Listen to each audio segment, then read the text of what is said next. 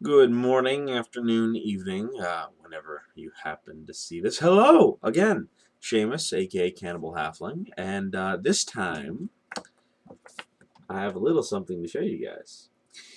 This is the print version of Pulp Fantasy's latest adventure module, Scentia, Besieged from Within and Without, published by Beer Star Games and written by one Seamus T. Keneally. That would be me. Um, did I not mention last time that the cover art is awesome? I mean, look at that. Check that out. Look at those marsh hoppers. They are clearly highly dangerous. I've killed a lot of PCs with these guys, frankly. So that's what it looks like. The Dead Tree format, which I'll remind you is cost $8. And I'll give you a little look at the back cover there. A little bit more art, a little in a description of what's going on in here, a summary of what you're going to find inside. So what are you going to find inside? Now that I have a physical copy to show you guys, I'm going to go step by step what you're going to find in here. Now, the first pages aren't very exciting. There are 20 pages in all, of course. The first two pages are, the table of contents, credits, all that jazz. And an ad. Speaking of ad, the ad in question does list the next few things that Beer Star Games has in the pipeline, which I'm going to mention real quick. There are 2 more adventures for Pulp Fantasy, which are being worked over right now.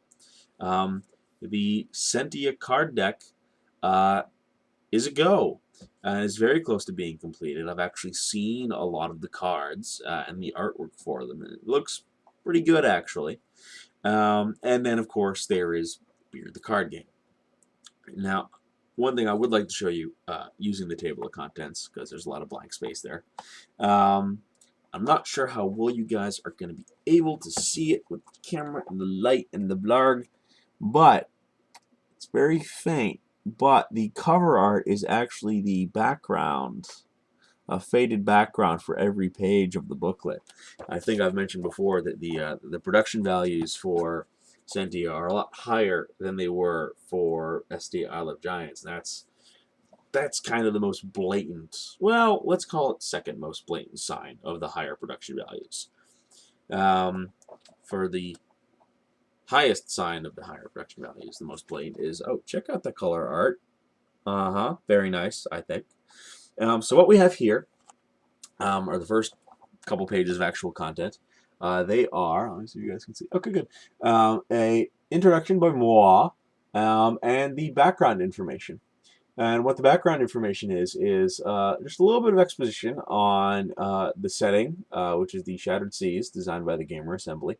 A couple of the nations and factions that are involved in this particular adventure, or have anything at all to do, in fact, with Scentia itself. So once you get past the background information, the next part is the hook. How you get your players and their characters into the adventure. Now there is the hook, which is kind of the basic catch-all plan to get people involved, and then you have a few additional hooks. And the additional hooks all kind of key into the background information. 2 of them have to do with some of the factions. One of them has to do with the actual nature of Scentia itself as a hub of trade and a military bastion of the Charter Confederacy. So once you've got the players hooked, you get to the actual adventure. Now, it starts off with, appropriately enough, a section called Getting Started. It gives you a little bit more exposition and a few tips for the Game Master to get your players involved, specifically how some of the players relate to one another and how they're all getting to the island in the first place.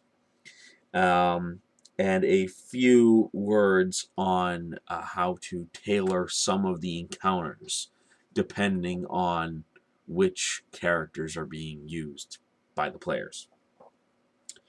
So the way the adventure is presented is divided into a series of encounters. Some of them are combat encounters, some of them are social encounters. And all of them, whether they're big or small, are set up more or less the same way. You can see right there, there's a little bit of exposition telling you what's going on and what kind of awful situation the players have gotten themselves into.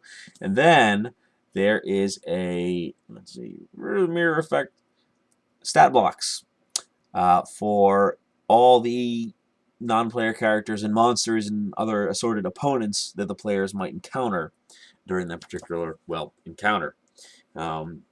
Followed sometimes by the results of a victory in that encounter.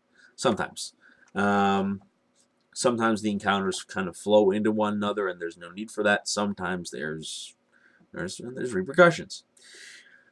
That goes on for a little bit while. I'll show you a few more pages, a little bit more cover art.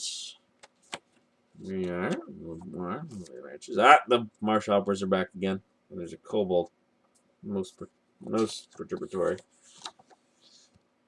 Okay, and then there are these sections right here at the end of the adventure called Wrapping Up and Further Adventures. I'm not going to zoom in on those because there might be some spoilers if any potential players are watching. But the Wrapping Up just has a few tips for the game master to help build the epilogue, which might be different depending on how the players did things, on how successful they were, on how they went about achieving that success, if any. And the Further Adventures section, even if the party successfully completes Besieged from within and without, the job on Scentia isn't entirely done. So if you guys enjoyed playing that one adventure, it is possible to keep the story going. And the Further Adventures section gives you a few hints, a few small hooks, I suppose I should call them, on how you would go about doing that, on how you go about continuing the plot. So once you're through the adventure, once you've wrapped up, once you've discussed any other further adventures, the next page is the player characters. Now there's 10 of these guys and gals, which is quite a few more than were available in SD Isle of Giants. The really cool thing is that it's designed roughly for 4 to 6 players. So you have choices. You don't have to play all the characters. On that note, obviously, you could have more characters. If you did that, I would highly advise you up the difficulty by adding more monsters to every encounter. You could also have fewer than 4 characters. I don't know if I would recommend lowering the difficulty, because it is Pulp. It's supposed to be high risk, high reward, very dangerous, very old school swords and sorcery. So maybe not lower the difficulty for smaller parties. But that is your call. That depends on you and your players. So once we get past the player characters, the so-called heroes of the adventure, there is the bestiary. And the bestiary is split up into 3 sections. The first one is the Marshhopper tribe. Mirror effect. There we go. Which includes, a little bit of information about the hoppers, and then all the stat blocks for all the marsh hoppers on the island. After the marsh hopper section, there is the Residents of Farview section. And these are all the so-called civilized people that you might find on the island. We have criminals, a few civilians, a few officers of the law, a few members of the factions mentioned in the background section. And after those guys, there is the basic Monsters of Scentia section. And these are basically every single monster on the island that's not civilized and not a marsh hopper. So it's kind of a mixed bag. Now, when it comes to the bestiary, not everything in the bestiary is in the adventure. You probably saw in the adventure there are stat blocks, right? And if you see a stat block in the adventure, it's nearly always included in the bestiary itself. That doesn't go both ways. Now, why would I bother putting in more monsters and opponents and NPCs than you need? There are actually 3 reasons why that would be the case. One, if you've ever played a tabletop game, whether you're a player or a game master or both or whatever, some combination of the two, players wander off and do things sometimes. Sometimes players just do not follow the plot, which is great. I love it. I love it when players don't follow the plot. It gets so interesting. Seat of the pants, game master. So if the players in Scentia do that, a few extra creatures and opponents have been added so that you, the game master, have something to throw their way. You're not entirely winging it.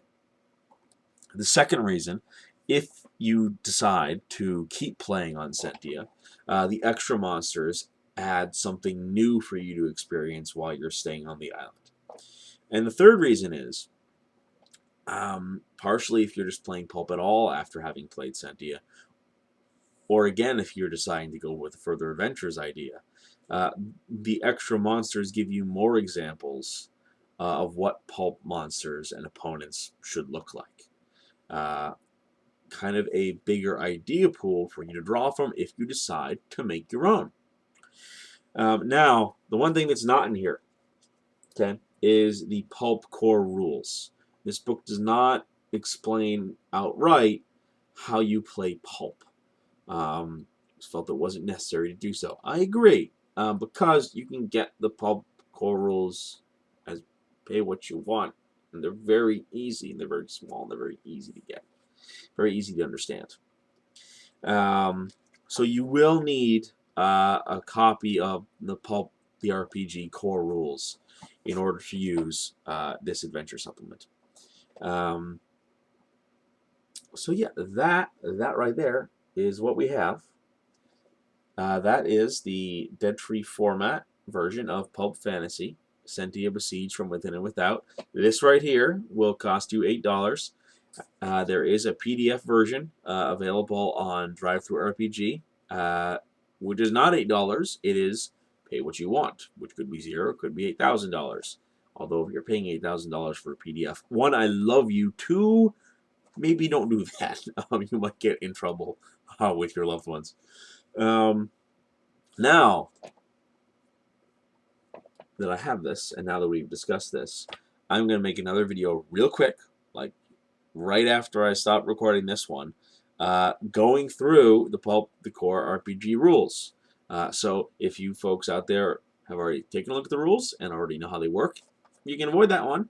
If you haven't, you can drop in and you can learn exactly how you can play using this and a couple of our other products, or making up your own. See you then. Bye.